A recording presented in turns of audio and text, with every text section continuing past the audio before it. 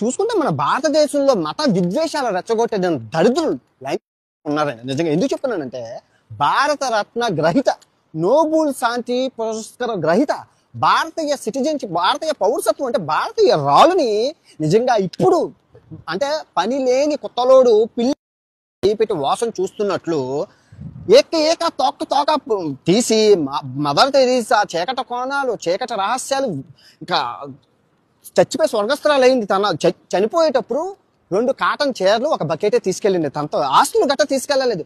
మత ప్రచారం చేసిందని ఒకడు, డ్రగ్స్ అమ్మిందని ఒకడు, ఇంకేదేదో నోటుకు వచ్చినట్లు. అంటే యూట్యూబ్ ఛానల్ ఉంటుంది, వాడు డబ్బులు ఖర్చు పెట్టుకొని ఇక్కడ రాలేడు, ఏదో గూగుల్లో 2 ఫోటోలు తీసుకుని నచ్చినట్లు ఇష్టం వచ్చినట్లు మదర్ తెరీసా గారు పాపం చనిపోయిన వాళ్ళ మీద మనం భారతదేశం ఏమైనా మతి లేనిదా? భారతరత్న ఇవ్వడం అతి ఉన్నత పురస్కారం. భారతరత్న అందరికి ఇచ్చేదివే, భారతరత్న అందరికీ రాదు.